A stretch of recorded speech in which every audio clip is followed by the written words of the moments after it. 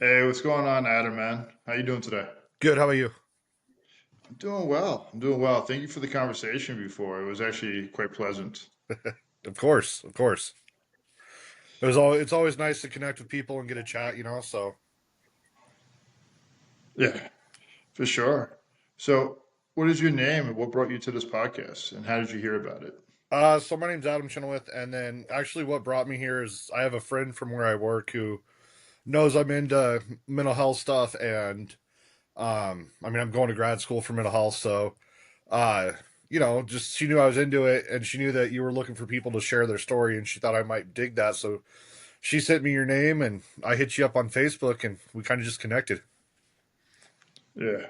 So, what are you going to school for? What school you going to, and what is the master's program in? So I'm going to school at the Walla Walla University Billings campus, Billings, Montana campus, and I'm going to school for my master's in social work.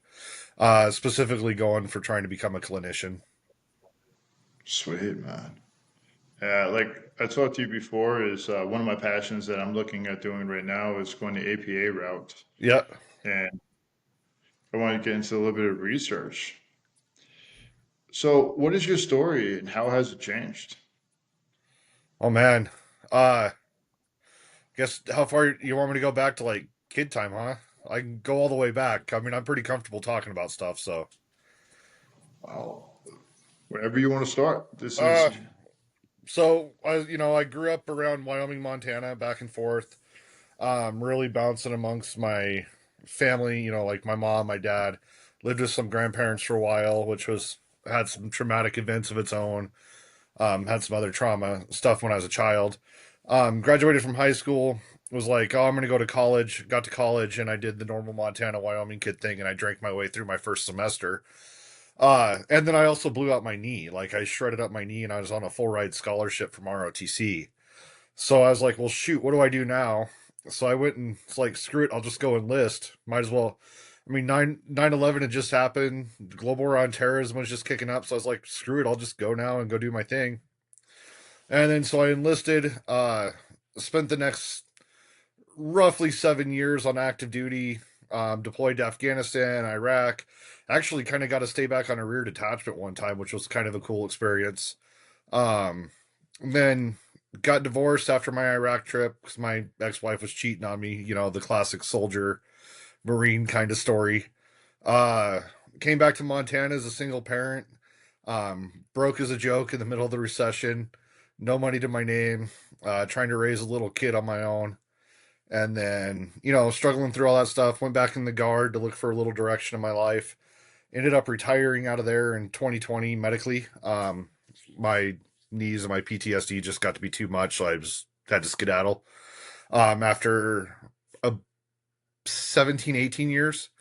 Um, and then been working for our went to college here in Billings to get my bachelor's in criminal justice and sociology to become a cop.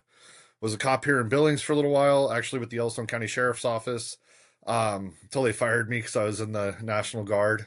Um, then started working odd jobs, trying to get back into law enforcement. Realized I couldn't, so then I went kind of another route and started becoming a case manager.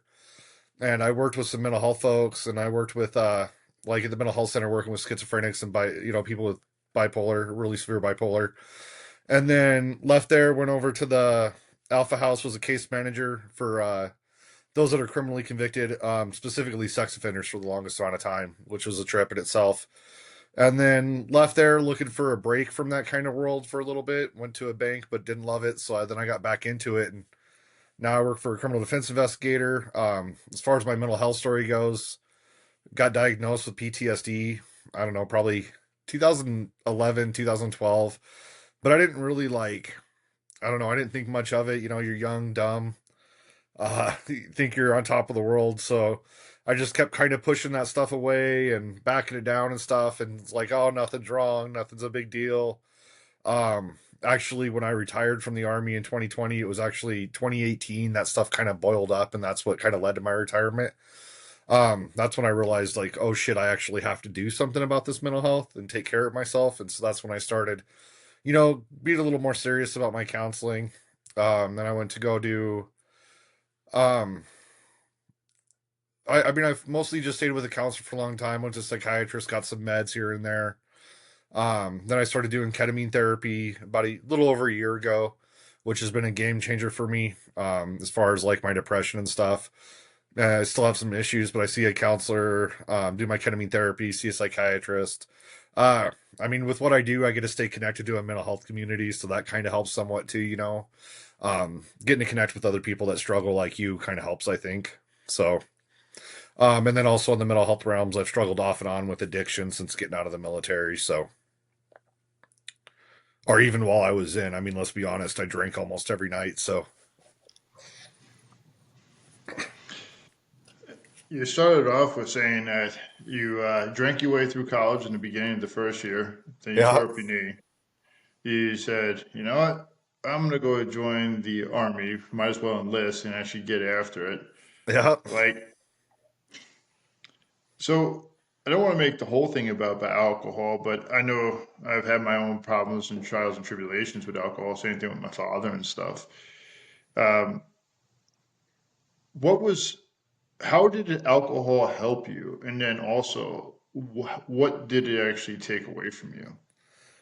you know, as a kid, I had a few traumatic experiences that, I mean, we can go into, but they're just a lot, you know, to unpack in one show. So, but I had some traumatic experiences happen, and I know for me, for alcohol at least, it was a way to numb. It also, I have tend to have a lot of social anxiety, and because I mean, I was a real fat kid in high school, I got made fun of all the time, and then got the summer between graduating high school and going to college, I had found out I had an ROTC scholarship. So I like went and found a dude to like mentor me and like get me into shape. And so, I mean, I was a completely different kid when I got to college, at least as far as I looked, but not like mentally.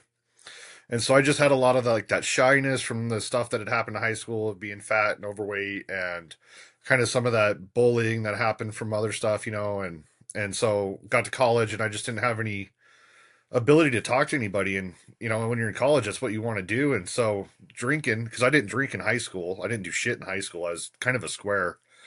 So when I got to college and I could drink, and I figured out that if I got drunk I could actually talk to people and have a good time and come out of my shell, it was like, shoot, this is fun time Adams around.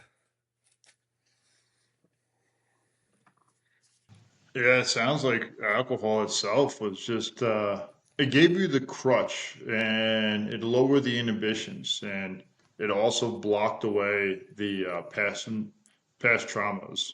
So it gave you the chance to be able to be seen and heard.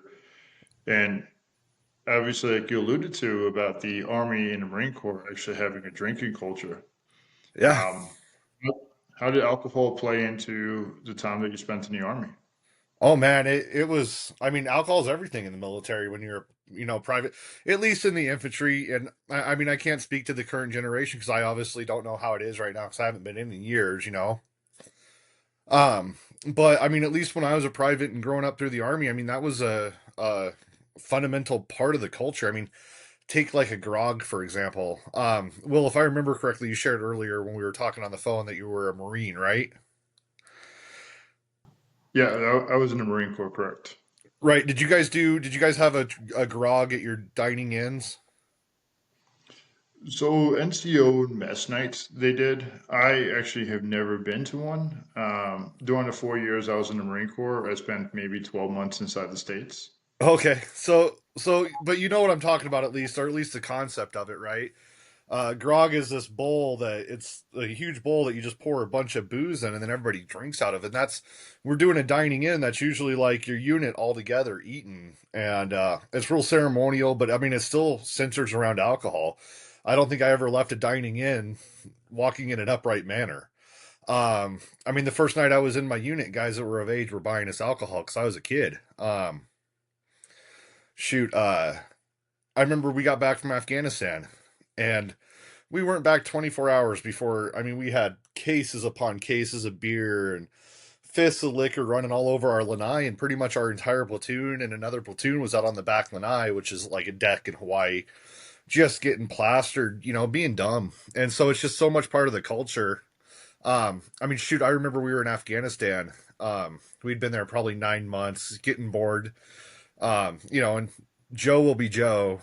young private soldier will be young private soldier, and they brought us a bunch of near beer, and we all wanted to get drunk so bad we were like having contests to see who could drink the most near beer because there is a little bit of alcohol content in them. And so yeah, it's a. I mean, I can't think of more of a part of the culture than, I mean, having dining in or dining outs with the foreign defense force, like you would with the Japanese force out of Hawaii, or if you were a Marine out of Hawaii, or out of Okinawa and stuff. We have those dining ins and outs with our counterparts in Japan, and they're all about drinking. You know what I mean? I remember training with the Australian soldiers in Hawaii, and they were doing nothing but drinking. I remember training with the Brits in Britain, and all we ever did every night was get drunk. So yeah, it's definitely part of the culture. It's just you know I definitely know. It's Okinawa was like that, and growing up in back in Long Island, New York, and growing up, I was able to buy beer since the 14. So drinking beer was just part of who I was, and then joining the Marine Corps, which to me is a cult, it's not even a branch of service. yeah. And they ask Marines a bunch of questions, and they know all, like they know by verbatim, by heart. But so I know for me, when I got back from Iraq, my alcohol intake went skyrocketed. Did you notice that between yourself and the Joes that you worked with? Uh, I mean, I noticed it for myself for sure. We were drinking every night. I mean, I turned 21 about a month after we got back from Afghanistan, and I had to take INH because I had contracted tuberculosis over there. And so I had to take Jeez. this medication that fucks with your liver. And so they're like, yeah, you can't drink while you're taking this medication. And I'm like, I just turned 21, lady. Like, are you for real? And so because of that, I had to go have my liver function checked like all the time because I was always drinking, even though they told me I couldn't. Um, I mean, mine was pretty bad. Actually, probably the only thing that saved me is I got married when I was in Hawaii. I don't know, about a year after we got back from Afghanistan. And once we got married, we actually almost immediately found out we were pregnant. So I drank up until my kid was born. And then once my kid was born, I just stopped. And I stopped Mm. for a good long time, probably about a year and a half, 2 years until I got divorced, got out of the army and everything. So, Yeah, it cut out a little bit on my end while I was recording on yours, oh, so that's why I was just a little bit quiet. yeah, It's for me, I noticed so I was married in 2014 to like 2015 to one of the best humans I've ever met in my life, and alcohol me was fun me, but then when you take away alcohol from Will, especially back then, it was just like, nope, he's Mr. Cranky Pants. Everything is super structured. I don't even want to ask him a question. It's That's usually when everything became bad. Like you said, you pretty much stopped. You said you stopped drinking as soon as you had the kid. Did you notice any of those changes within yourself? actually, it's kind of weird because when we found out we were pregnant, I started tapering off. Um, Also, there's another problem in there too. Is then lived off post. So I guess you got to understand something about me. A long time ago, when I was a little kid, my mom was driving home, and this was in the '80s, and I was in my car seat, and those old '80s car seats, you could escape out of them things. So I escaped out and climbed up in the front seat with my mom. Well, she got in the turn lane to put me back in my car seat, and a lady hit us head on. She was super drunk and smoked us head on. It actually launched me out of the car. And the way that my mom tells the story, I don't know if this is true or not. I was on the hood of the car and was like, when they got to the hospital, they told my mom several times I wasn't going to make it. So I've always had this really strong moral stance on uh, drunk driving. And so it was easy when we moved off post to quit drinking a little bit because I couldn't go to the bars and drink as easily. And so I'd have to drink at home. And then I had my ex wife nagging a little bit. So that kind of slowed that down. You know what I mean? Mm. So then when my kid was born, it became kind of easy. So, Yeah. So you got lawn darted. You hit the front of the car. Sorry to make a joke out of it, but the alcohol and the drunk driving actually caused you to start to have a higher stance on drinking and driving. yeah. And my father, I grew up with, I remember going to family reunions. He would just get hammered, drive about an hour, still home. I still don't understand how he was always able to make it. And my oldest brother, he's deceased now, but he used to drink and drive a lot too. And it was just really part of our culture. And it was just pretty much been passed on from generation to generation. Oh, I mean, Like I've got an me uncle. now is, go ahead. Oh, I was gonna say I was just gonna affirm what you were saying. I mean, I've got an uncle who has got multiple DUIs. I mean, too many to count. I got a brother who's got multiple DUIs. I've got family members up and down both sides, all over the place who drink. Some parts of my family are a little, like a little better, and they're just social drinkers. Some parts of my family, I have out straight up alcoholics. But alcohol is always I think, it's a fundamental part of American families. I think almost. Yeah. Well, don't want to say too much onto alcohol because I know you also talked, you hit on PTSD. And to me, I think a lot of times, and this is just my personal opinion, a lot of times substance abuse, and actually I heard this the best, is that trauma is the gateway drug to all substance abuse.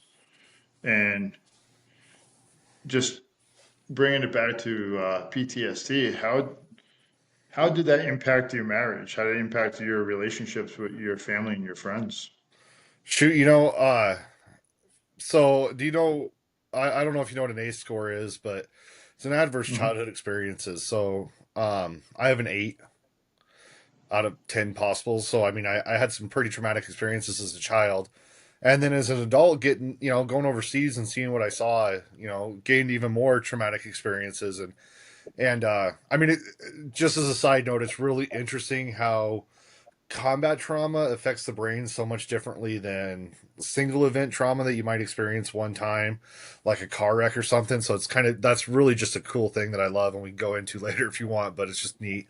But uh yeah, no, so I just kept compounding that stuff. And I noticed with friendships, I don't know, it makes it kind of hard. I mean, I guess I got into the habit of like a really military friendship kind of situation where I have a lot of transitory friends. In the military, you don't keep friends much longer than 2 or 3 years that are real close.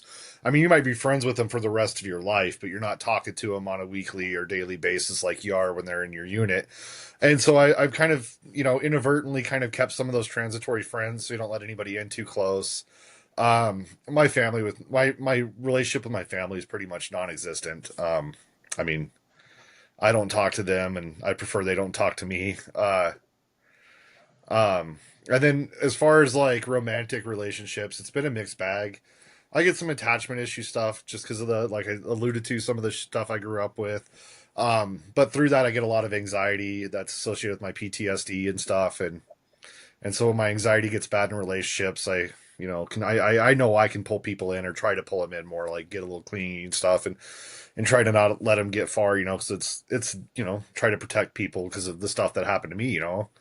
I was able to protect myself through all of it, so I think I can protect everything else. So if something doesn't feel right, get anxious, try to pull them in to protect. So yeah, I mean, it affects every part of my life. It's hard. Yeah, it's definitely hard. Just last week, the person that was on the podcast talked about how he had an eight ACEs score as well, Yeah, and how childhood really does shape the ground roots to everything else that happens inside your life. And we kind of like we overlook it, and you alluded to how trauma impacts the brain. Like, I think about how complex trauma or complex PTSD is very different than just one a single particular event.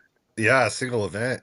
It's crazy. So people.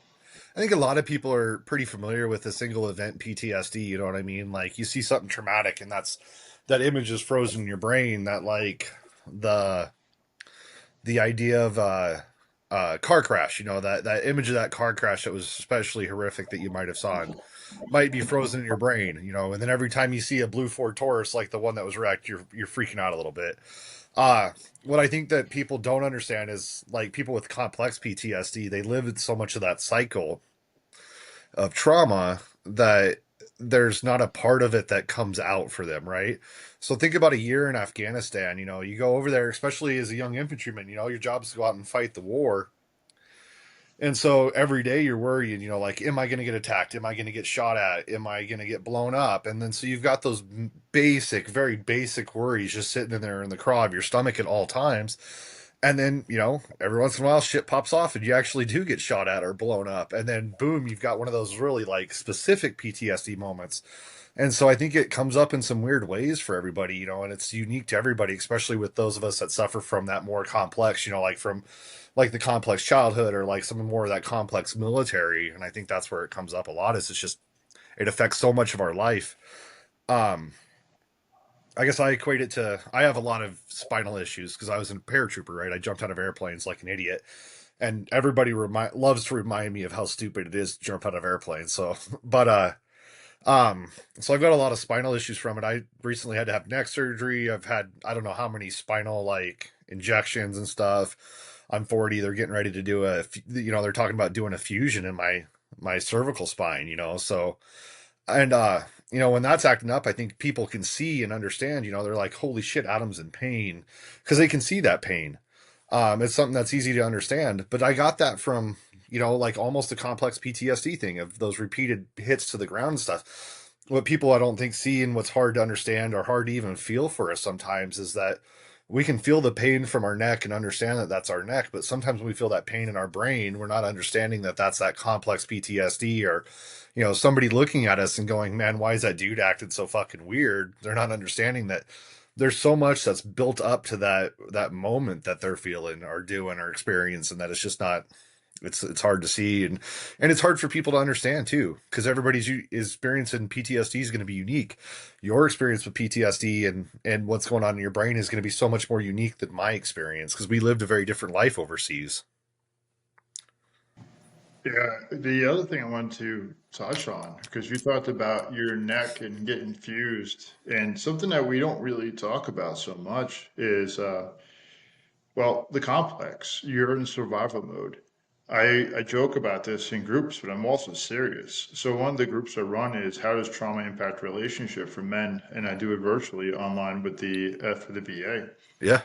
But the I say, like, when I go across a pothole, sometimes my butthole puckers. Or if I see something hanging from the wires, I'm like, take a nice deep breath.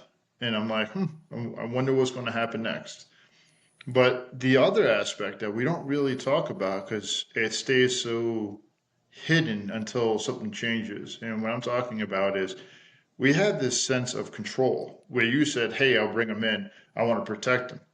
Now my identity as a protector is being slowly eroded.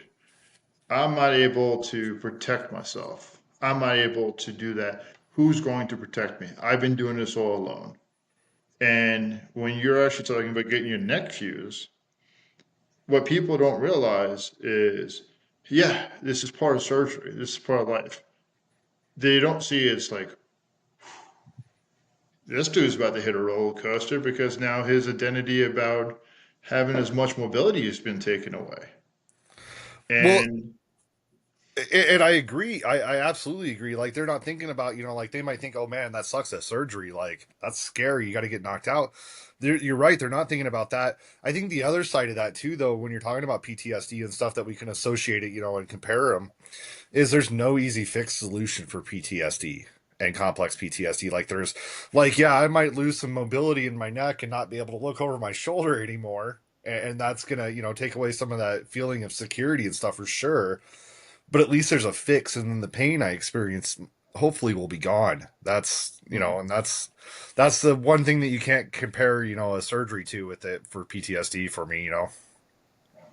because you say you went to ketamine treatments, you Yep. have done like psychotherapy treatments, you probably have read, you've sure done the Yep. drinking like you alluded to. I've done the drinking, I've done the psychotropics, I actually did inpatient for a psych ward for 7 days. I did 13 weeks at a residential treatment, working on my PTSD.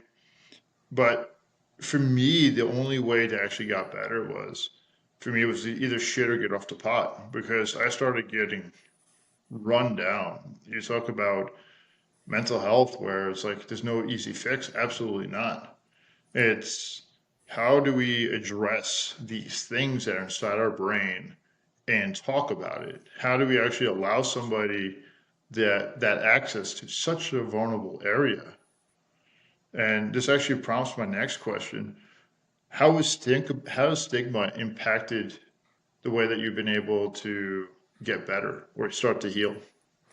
I mean, I mean, anybody that knows anything about the military, especially at the time that I served, and before, and I'm sure largely still today to an extent, um, the military is just absolutely terrible about stigmatizing PTSD, and like as simple of comments as your buddy, when you're going back on the plane, like, oh, you're gonna go tell them that you're gonna kill yourself. I'm like making those jokes about it to make it lighthearted and something that, like, like if you tell them that have had thoughts of suicidal ideation, then you're just a joke. You know what I mean? Like making it a joke that way. To watching your buddies that do come forward and say, hey, I'm having a problem, and them getting almost summarily drummed out of the military. I mean, I was lucky enough that I served long enough that I got retired, but I mean, that's what happened to me. I had come forward about some suicidal ideation, and I got so ostracized by my unit that and I understand why they do these things, but you got to understand how much it can make you feel like less of a soldier too. They took away, they wouldn't allow me to touch a weapon even. So as a leader, because I was a leader when all this went down, I'd have soldiers cleaning weapons, and I couldn't even pick up one of those weapons and like check it to make sure that it was clean because they told me I couldn't touch a weapon. It absolutely makes you feel like less of a soldier. So then you're like, well, why did I even do this? Because I don't feel like I'm part of the team anymore. Um, and I think people don't even understand. Like, I think a lot of places are getting better about understanding. I will say, like, I work at a really great office that's pretty good about understanding mental health, and will say, like, if you're hitting your limit and somebody sees that you're hitting your limit, they're usually like, hey, why don't you go home and work for the afternoon, or why don't you take the afternoon off, or something like that. So I mean, there's places that are getting better about it and stuff, but I think as a general, yeah, it's stigmatized like crazy. I mean, Wyoming and Montana, you don't go talk to somebody about your problems, you deal with them. Here in Wyoming and Montana, we're a very bootstrap state. Like you just got to pull yourself up by your bootstraps and take care of yourself. And so when you get that mentality, it's just really hard to think that, like, I got to go tell somebody else some really personal stuff about myself that it's really hard to share. I mean, it's never, nobody's story is easy to share when you really get down to the nitty gritty of it. So it's not an easy thing to have a conversation about. So if you grew up in a culture then where it's, saying pull yourself up by your own bootstraps, if you don't feel good, you just got to make yourself feel good. Or coming from the military where you feel ostracized if you're, saying, hey, I'm having issues right now, made to feel like a bad soldier. And then, you're like, well, I got to go have this hard conversation. Man, a bottle's really easy, or, unfortunately for a lot of our friends, a gun is really easy. So yeah, I think so. It's horribly stigmatized. Because, like, you just alluded to something, and I know this touches base with so many other people, and especially in the Army or the Marine Corps. But as soon as I got back from the Marine Corps, they asked me to answer these questions. So I answered them honestly. They're like, hey, Corporal Fruin, you're jacked up. So, Yeah. me knowing so much about PTSD, I thought it was like the common cold. It just goes away. Yeah. And I went to a different unit, and I remember I didn't get any mental help during this time, and they wanted to do some drill. And I freaked out on one of my sergeants, and I told him this is how you get people killed. They saw in me that I wasn't trying to be a shit stirrer, but they had me go talk to my com chief. My com chief then he was like, "Hey, you gotta go talk to somebody." And then something happened where this guy got a DUI. So they allowed me to go to a advisor training group to go train Iraqis how to do telecommunications and military tactics.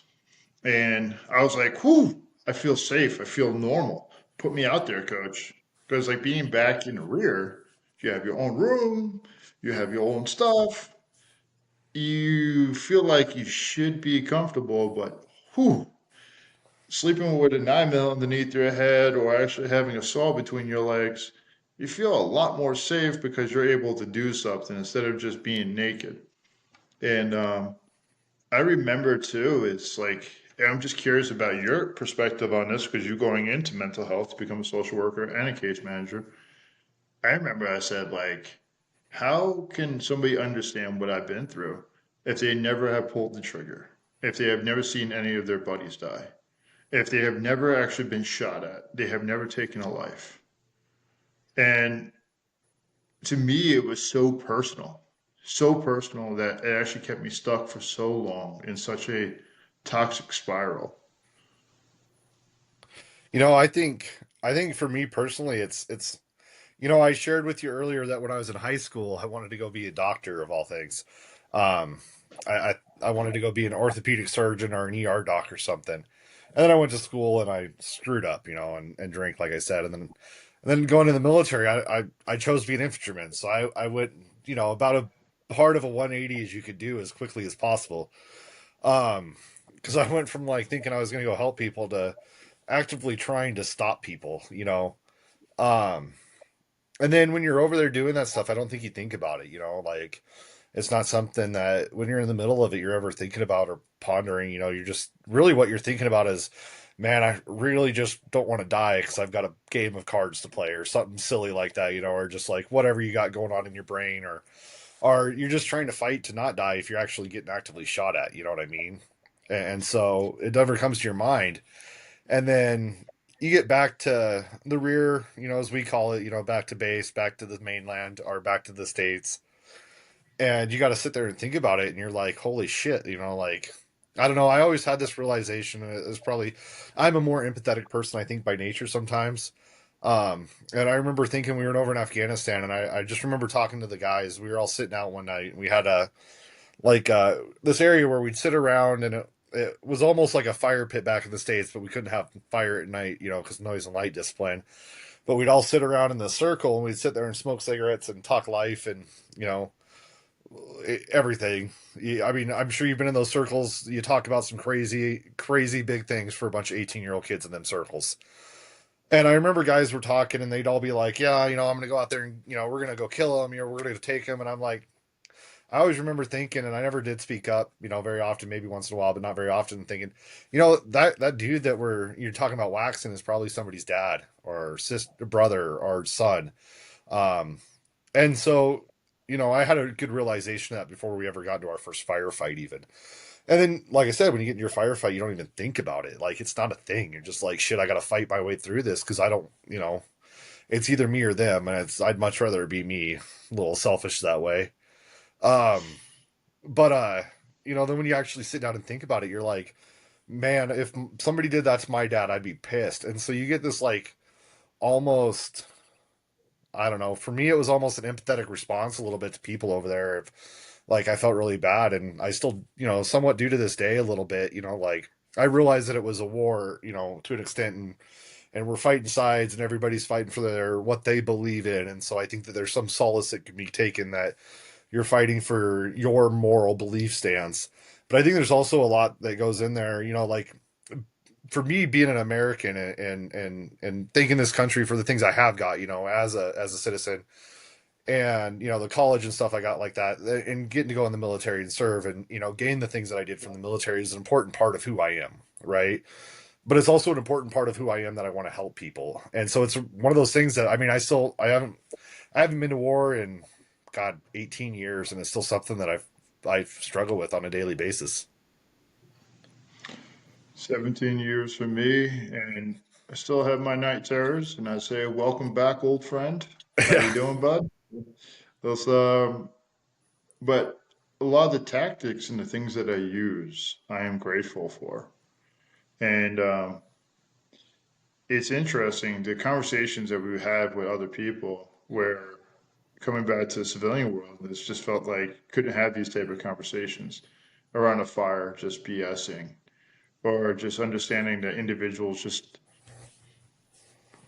they couldn't comprehend the emotions or the experience that as soon as you have rounds whizzing past you and you're engaging or you're doing I'm up, you see me and down, and you're just dropping people before they drop you, and you're just like, It, it yeah, it's so why? crazy. It just It's like, why'd you make me do that? it's like this, it's this like for me it's like this foggy memory where I can like, it seems like this long period of time when I know in reality, based on how many rounds I fired, how quickly I fired them, it was not a long time. um like, but you're talking about these firefights that you think last hours, but they're these little tiny snippets of time that can just live with you and sit with you and affect everything, and it's crazy. But then you also go from like having these really like you're talking about those deep conversations. I remember one of the things that messes me up most in this life is we had this God, we used to have these things called more AT platoons. They were like Humvee mounted, they had tows and Mark 19s and 50 cals. And one of the section leaders for him was this really great NCO. He's an E6. I'm not going to share his name on here just because, I'm not going to put somebody else's story out there. But he was a really great E6, and they had come to the base that I was on in Afghanistan one time, and we just so happened to get attacked that night. And him and I ended up spending, I don't know, 12, 14 hours in this guard tower together just talking. And I mean, I still hold it. I mean, that was 20 some years ago, and that's still something that holds dear to me to this day is that conversation. Um, but then you got the flip side of it too. You had this really dear conversation with somebody that could sit with you for 20 years and really kind of help impact the shape of your life. But he also got killed a couple weeks later when I was actually home on mid tour leave. And I mean, I still think about that today, like that still catches me in the craw, 20 years later. And so I think that's the other part of it too, is you have these really deep connections that you form with people because you have the time to sit there and have a I mean, how often do you get a chance to sit 14 hours with a person and have nothing to talk about? So you just start getting deep. I mean, the only place you can do that is Afghanistan or Iraq in a guard tower. You know what I mean? So, and then to have that person, form this really close connection with a person and then have them die like 2 weeks later, it's gonna get you. Yeah, I have a similar story, but very different. I was doing a rip with somebody, and I usually don't talk about this one that much. But I was doing a rip with this guy, and what a rip is for anybody listening is that there was a unit was there, and my unit was coming in, or they were exchanging us, and they were teaching us how to do their job of what they're doing, and pretty much shadowing us and fully pulling away. Where they first had the lead, and then we take the lead. And this gunny was there, and he landed up. He was getting ready to leave. Good dude. Had some conversations with him, but I went back to my unit after my time that I spent in Iraq, and what happened was I came in. I had like a little bit of facial hair. We were supposed to have a clean shaving in when we were reporting in, even though it was a Sunday. The gunny that was on duty, the staff NCO, and he asked me where did I just come back from, and I explained it. And then he asked me, do I know who Gunnery Sergeant Brown is? And I was like, yep. I said, and I told him, I said, yeah, we just left Cop North. And he told the A duty to leave. And him and I had a very heart to heart conversation. I was a corporal at this time. And that Gunny and I had a heart to heart conversation because his buddy was Gunnery Sergeant Brown. He came back and like a lot of us do, we get very reckless. And he started riding a motorcycle with him, and he was trying to just go fast. He hit some sand, fucking crashed it, wrecked it. And his buddy and him were just like, his buddy said, "Hey, just take off." He waited about 5 minutes at the stop sign, and he comes back, and his friend has passed.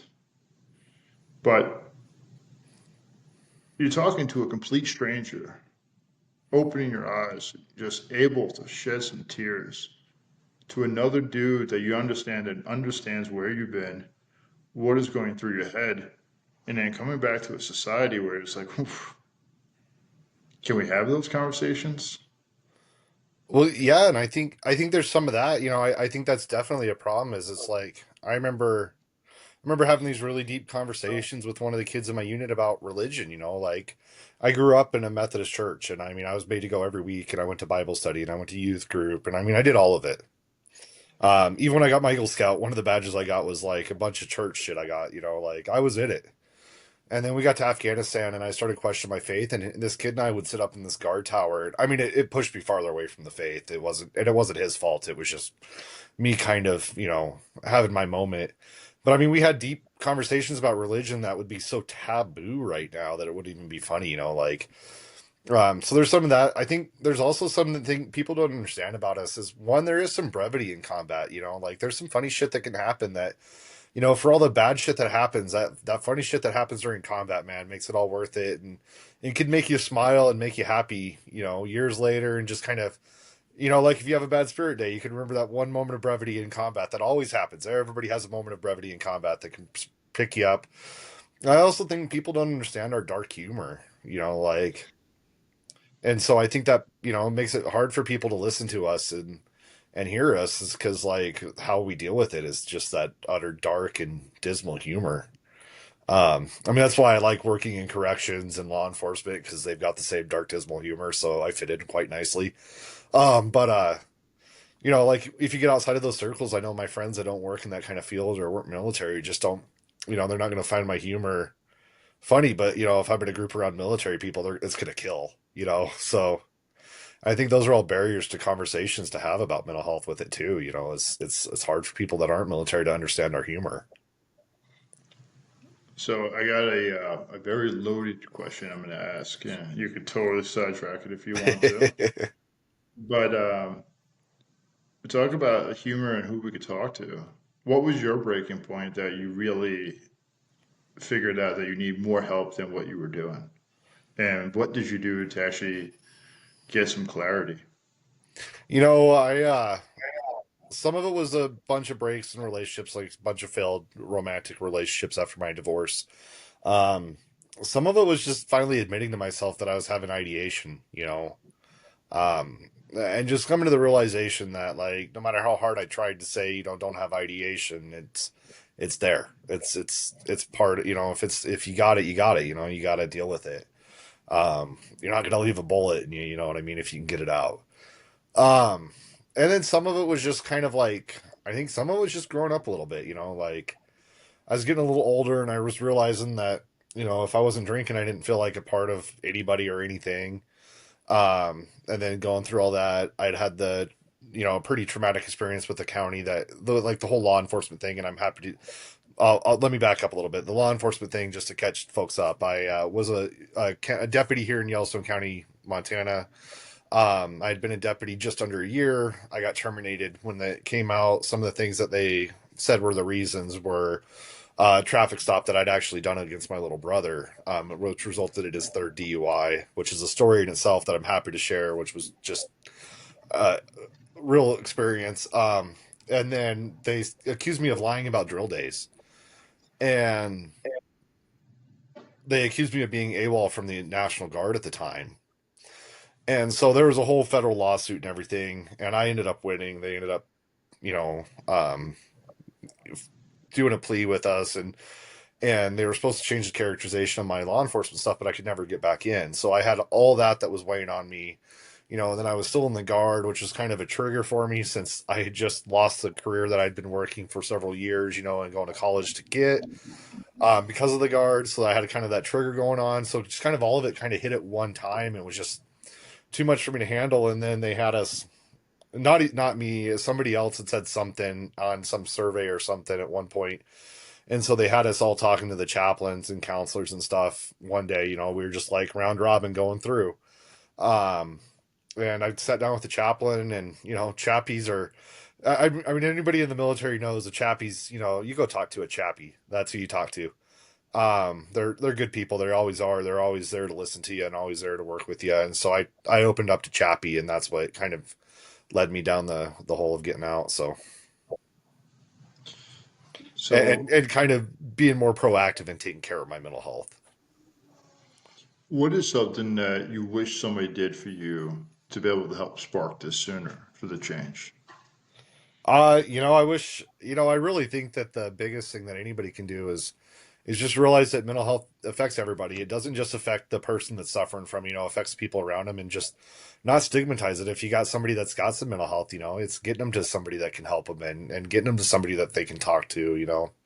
And it doesn't always have to, be so dire that it's suicidal ideation. I mean, I can speak about my kid. My kid is and I know my kid's pretty comfortable with me sharing parts of his story. So my kid's trans. I've been struggling with that, and like trying to figure out who he is as a person and stuff like that. He also doesn't have a great relationship with his mom. After his mom and I divorced, I got full custody. His mom was a really inconsistent person in his life. Um, and so I knew that he was going to have issues, as he continued to get older. And so, I mean, at a really young age, I got him involved with a counselor because I know that, as much as my kid says I'm a good dad. I don't know. I'll let him vote on that. His friends say that we have a weird relationship because we talk about everything. But I think we have a pretty normal relationship, like kid dad relationship. But I know that there's things that he can't talk to me about. I'm not going to have any conceptualization of what it's like to be a trans boy growing up in Billings, Montana. It's just not going to happen. It's there's no way I could possibly understand that. And so I knew that, and so I got him into counseling pretty young, and he's actually he's a pretty good kid. Struggles with grades, but he goes to work, he's hangs out with his friends, he takes care of himself.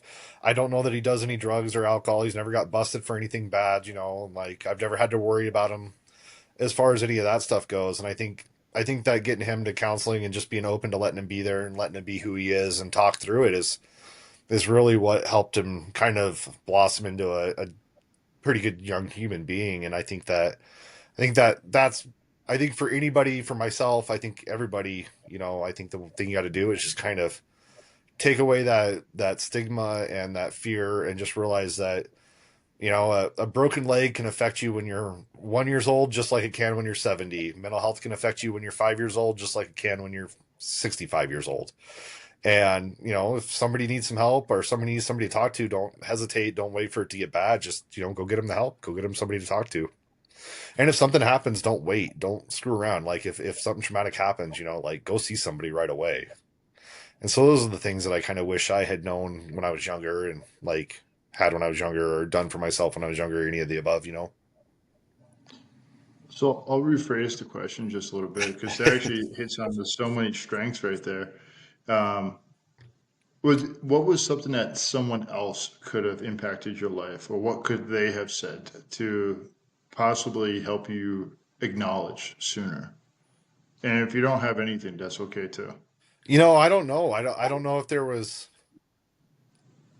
I think I think for me it would have been people not stigmatizing it, right? I mean, I think I realized long before. So the first time I got out was 2009 when I got out of active duty. And I think I realized something wasn't 100% right because I was getting anxiety every night and my heart was racing and stuff like that. And so I tried to talk to my parents about going to see somebody or figuring out what was going on. And they're like, oh, they're just going to tell you that it was all our fault and stuff, like, which, sure, probably some of it, like that you can't go through life without your parents causing some trauma in your life. But, it just kind of created that stigma that, like, oh, they're not going to get to the problem, you know what I mean? So then I was like, okay, well, this is something I can solve. And so that's kind of what I mean is like, if, I'd had like that one person or that, somebody that was a little more supportive that would have like maybe if they saw me act out or when I was saying something like, oh, I think I'm getting anxiety or I just don't feel good today, somebody to just be like, hey, you good, like do you need to talk to somebody? I mean, I think that goes a long ways. And I think that's like I guess that's why I keep going back to the medical model. I don't love the medical model, but you break your leg, somebody can see that it's broken, they're going to help you right away. So you can get help right away. With mental health, people might see it right away, but they're not realizing that that's mental health. And so I think that's what would have helped me is once I started seeing it on my own, it just took me a long time to step back and see it. I had to grow a little bit to do that. I think if somebody had kind of intervened a little bit and been that person to be like, hey, wait, I think there's something going on here. I think kind of destigmatize it for me a little bit. Um, So, why is men's mental health important to you? Because I think we stigmatize the worst, man. We're terrible about it. And on top of that, I mean, men are just classically bad. You take the classic masculine model. Men aren't going to talk. Men are tight upper lip. We're more tend to be more conservative, so we tend to have more of that pull yourself up by your bootstrap mentality. And so I think it's just really hard to understand that. And also, I guess I got to say, I grew up around farmers and ranchers, so just a real hard take care of yourself, that loner type. And so I think one of the things that is important in men's mental health is we got to realize we got to talk. And men are not great at talking, for the most part. We're not classically known to open up to people or let them know what's going on with us or tell us what's going on with us. And so I think that I think it's important that we're good at opening up and talking, and I think the more that people hear stories and realize that people can open up and still be, okay at the end, I think that's the big part for it, and I think realizing, I guess I realized that, like, I mean, look like a badass, got like military tattoos all over and did all this time in combat and was a soldier, infantryman fighting and jumped out of airplanes and stuff. I don't, and I used to think, and when I thought before, it was debasculating, or it would take away from what I had done to open up. I realized that it doesn't take away from it. It helps me better understand those experiences actually in my life. And I think that that's the thing that's important for me in mental health, is just pulling away that stigma and helping men realize that going to see somebody can actually help you better experience those experiences in your life, and help understand them and why they might affect you and what's going on, because it'll just help you live a better life. I mean, I still have issues with mental health. I still struggle with stuff with mental health every day, and I will for the rest of my life. But I know that I'm in a much better place because I saw somebody, and I think that more people that are willing to take that step are going to be in a much better place long term. And I think that it's so hard for men because we don't like to talk, and that's why it's important for me to, tell my story so that everybody knows that it's okay to tell your story, because you can be fine afterwards.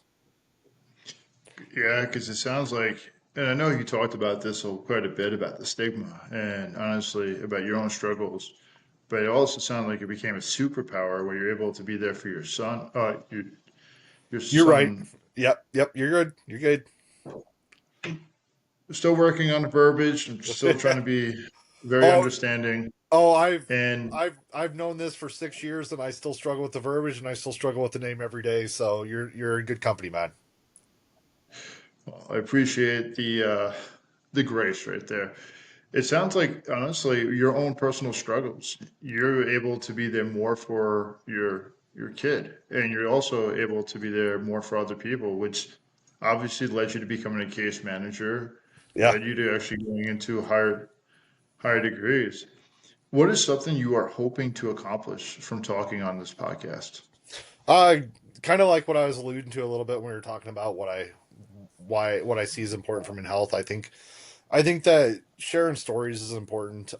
As you and I talked earlier, I think that anybody getting to hear anybody's story can create empathy.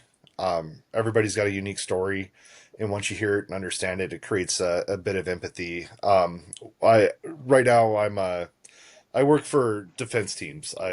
For those that are getting been charged with a criminal offense, I work with them to help them out through the process. I do some investigation. One of the things that I do, though, that I really love doing and is a big part of what I do is called a mitigation report. We do these mitigation reports where we get to do really deep dives on people's lives and then try to present it to the judge and show, like, hey, they might have done this really bad thing, but, they had all this stuff that kind of really impacted their life and kind of led them to the path that this happened. Maybe they need some more help than punishment. That's really the goal of those, is try to put a human face on it. And I think that kind of one of my goals here is doing the same thing. The more of a face you put on mental health, and the more of a face you put on PTSD and soldiers and all this kind of stuff, it's only going to help further our cause of, and I don't mean further our cause in like some rah rah way. I mean further our cause and making our lives better, and making us feel more whole and part of the community, and and like we're I don't know, just more of that light, more of that empathy, put a light on it and put a real face on it. Because I think once you put a real face on it, and you see somebody just kind of be raw, I think it helps. I mean, I'm sure you had it in the Navy or Marine Corps. We had it in the Army, where you had to watch those stupid videos with the actors talking in uniform, and they were talking about their mental health and stuff. And then the stuff never seems real because it's canned, it's fake. Whereas when you're talking, you get to see somebody be real and honest and over talk like I love to do. Uh, you get to see like a real person. I think that builds a better connection to it. Yeah. It definitely does. I appreciate you sharing all that, and I want to open the floor for anything else that you would like to share or anything else that you would like to bring up. And I know you and I talked about this offline before. Is I'm going to pick your brain as a person in school, sitting on the other side of the table, helping, and then also getting help. But I just want to open up the floor to you. I think we were talking about this a little bit earlier too, and um, it's something that I find hugely important, and I think it's important in all aspects of our life, whether it be um, working with people with mental health, or trying to understand mental health, or trying to understand PTSD, or trying to understand a soldier, or trying to understand somebody who's done something criminal. Is just really have that empathy and that moment of like listening to who they are. Um, you can't. Not everybody's the same. Somebody's. I dressed up in a uniform for almost 20 years wearing the exact same thing 1.2 other million people wear, but doesn't mean that I have the same story as 1.2 million other people. I share stories with, probably 150 of those people, but it doesn't even mean that we interpreted it the same way. We're not going to have the same feelings about it. We're not going to have the same understandings about it. I remember a few years ago, I got an opportunity to talk to some of the guys that I served in Afghanistan with. And I had this own personal nagging feeling from some of my mental health struggles that maybe they didn't like me, or I wasn't part of the in group or something like that after we left. Like I didn't feel like that while we were in it, but after we left, and I had this like mental health struggle where I was like feeling like I just wasn't part of the in group, or part of the crowd, or part of the guys that had served in Afghanistan and Iraq together, and or Afghanistan together, I should say. And I got a chance to ask them and talk to them about it, and they were, because I was able to open up and talk to them and tell them what I was feeling. They were able to tell me that that's not the case at all. That it's just each of us had our own experience in life, and what separated us a little bit kept us from talking. And so for me, it's I think the most important thing in all of it is just that empathy to understand that other people are unique individuals in the world. Nobody's alike. And the more we treat people alike, the more it just creates a barrier to having a good conversation, and having uh an understanding among people, and some and harmony among people, Um so, and I think that helps out the cause of mental health. I think that helps out the cause of somebody that's, drug addicted, getting stuck in prison all the time. I think that empathy can help out everybody. Man, that was beautiful. I appreciate you, Adam. Of course. Thank you for taking the time to talk to me. It was almost an hour, and man, you crushed it. It was just, I'm Thank you. looking forward to I can't wait to actually put this out there for people to hear your story. And yeah, I hope this actually prompts conversation between people. Yeah, and I'll tell you too, Will. I mean, I know that people can find you through your podcast, and if anybody wants to talk to me more, and get my experience, or just get my take on it, or have a conversation with me about it to further their own exploration of their mental health, or even if they're kind of in my same boat, like an ex-vet who's trying to become a mental health worker, because he wants to work with people, or just whatever. They if they want to get through you to get to me, I mean, that'd be cool with me, or whatever. I'm always, as I alluded to, I love to hear myself talk, so I'm always down to talk to people. So if anybody wants to have a conversation with me again, they can always reach out to me if they. I'll definitely pass on your information to people, whoever's actually interested. For And sure. Adam, thank you for the work that you're doing. Thank Yep. you for continue to protect people and help and serve. Thanks, Ben. I'll talk to you soon. Yep. Talk to you later, Will. Bye.